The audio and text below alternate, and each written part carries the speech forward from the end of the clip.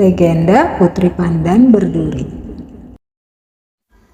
Alkisah pada zaman dahulu di Pulau Bintan, Kepulauan Riau, hiduplah orang-orang suku laut yang dipimpin oleh Batin Lagoi.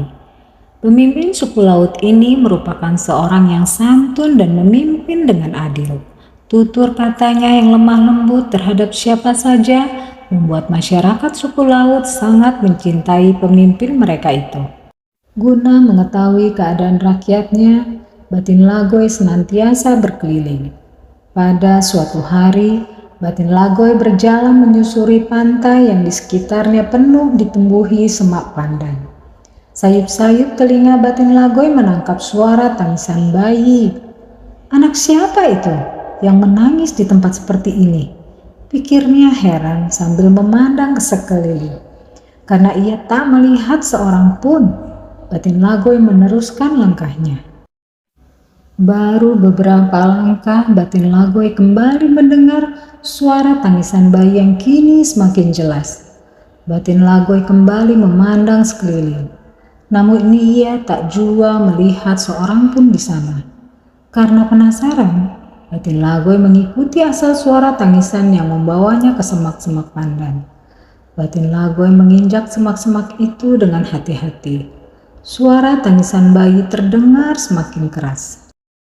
Batin Lagoi tercengang melihat seorang bayi perempuan yang diletakkan di atas dedaunan yang kini berada di depannya. Rasa heran kembali menyergap Batin Lagoi. Siapa gerangan yang meletakkan bayinya di sini? Gumamnya pelan. Batin Lagoi pun terdiam sejenak. Setelah memastikan tak ada orang di sekitar situ, Batin Lagoi memutuskan untuk membawa pulang bayi perempuan yang cantik itu. Sang bayi pun berhenti menangis ketika Batin Lagoi menggendongnya. Batin Lagoi merawat bayi perempuan itu dengan penuh kasih sayang seperti anaknya sendiri. Terkadang ia merasa bayi itu memang diberikan Tuhan untuknya. Bayi perempuan yang diberinya nama Putri Pandan Berduri itu sungguh membawa kebahagiaan bagi Batin Lagoi yang selama ini hidup sendiri. Tak terasa waktu berlalu begitu cepat. Putri Pandan Berduri telah tumbuh menjadi seorang gadis yang cantik jelita. Bukan hanya parasnya yang menawan, Putri Pandan Berduri juga memiliki sikap yang sangat anggun dan santun layaknya seorang putri. Tutur katanya yang lembut membuat masyarakat suku laut mencintainya. Banyak pemuda yang terpikat akan kecantikan Putri Pandan Berduri. Meski demikian, tak seorang pun berani meminangnya. Batin Lagoi memang berharap agar putrinya itu berjodoh dengan anak seorang raja atau pemimpin suatu daerah. Tersebutlah seorang pemimpin di Pulau Galang yang memiliki dua orang putra bernama Julela dan Jenang Perkasa. Sedari kecil, kakak beradik itu hidup rukun. Kerukunan itu sirna ketika sang ayah mengatakan bahwa sebagai anak tertua, Julela akan menggantikan dirinya sebagai pemimpin di Pulau Galang kelak. Sejak saat itu, Julela berubah perangai menjadi angkuh. Ia bahkan mengancam Jenang Perkasa agar selalu mengikuti setiap perkataannya sebagai calon pemimpin. Jenang Perkasa sungguh kecewa akan sikap kakaknya. Akhirnya ia memutuskan untuk meninggalkan Pulau Galang. Berhari-hari ia berlayar tanpa mengetahui arah tujuan hingga tibalah dia di Pulau Bintan. Jenang Perkasa tidak pernah mengaku sebagai anak pemimpin Pulau Galang. Sehari-hari ia bekerja sebagai pedagang seperti orang kebanyakan. Sebagai seorang pendatang, Jenang Perkasa cepat menyesuaikan diri. Sikapnya yang sopan dan gaya bahasanya yang halus membuat kagum setiap orang. Mereka tak habis pikir, bagaimana seorang pemuda biasa bisa memiliki sifat seperti itu. Akibatnya Jenang Perkasa menjadi bahan perbincangan di seluruh pulau. Cerita tentang Jenang Perkasa sampai juga di telinga Batin Lagoi. Ia sangat penasaran untuk mengenal pemuda itu secara langsung. Agar tidak mencolok, Batin Lagoy menyelenggarakan acara makan malam dengan mengundang seluruh tokoh terkemuka di Pulau Bintan. Ia juga mengundang Jenang Perkasa dalam acara itu. Jenang Perkasa yang sebenarnya heran mengapa dirinya diundang Batin Lagoy datang memenuhi undangan.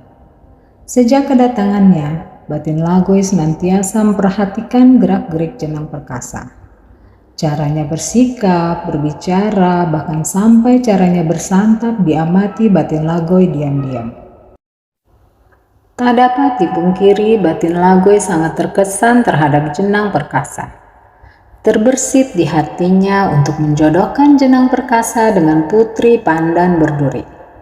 Batin Lagoy sepertinya lupa akan keinginannya untuk menikahkan putrinya dengan seorang pangeran atau calon pemimpin.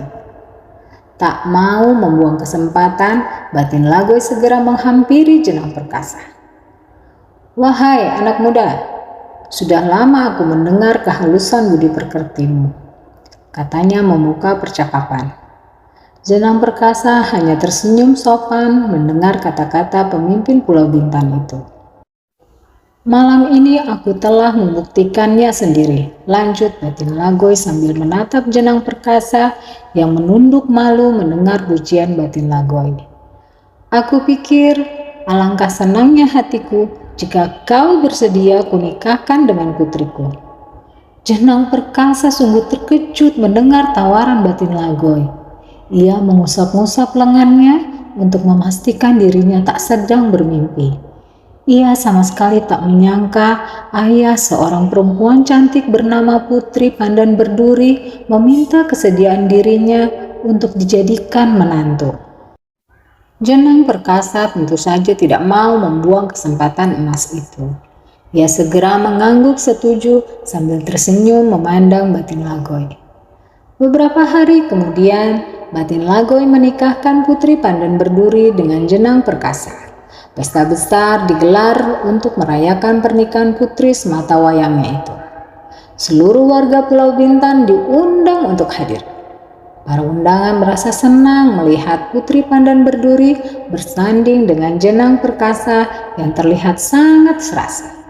Putri Pandan Berduri hidup bahagia dengan Jenang Perkasa. Apalagi tak lama kemudian, Batin Lagoy yang merasa sudah tua mengangkat menantunya itu untuk menggantikan dirinya menjadi pemimpin di Pulau Bintan. Jenang Perkasa yang memang anak seorang pemimpin itu rupanya mewarisi bakat kepemimpinan ayahnya. Ia mampu menjadi pemimpin yang disegani sekaligus dicintai rakyatnya. Ia juga menolak untuk kembali ketika warga Pulau Galang yang mendengar cerita tentang dirinya memintanya untuk menggantikan kakaknya. Pernikahan Putri Pandan Berduri dengan Jenang Perkasa dikaruniai 3 orang anak yang diberi nama dengan adat kesukuan. Batin Mantang menjadi kepala suku di utara Pulau Bintan, Batin Mapoy menjadi kepala suku di barat Pulau Bintan, dan Kelong menjadi kepala suku di timur Pulau Bintan. Adapun adat suku asal mereka yaitu suku laut tetap menjadi pedoman bagi mereka.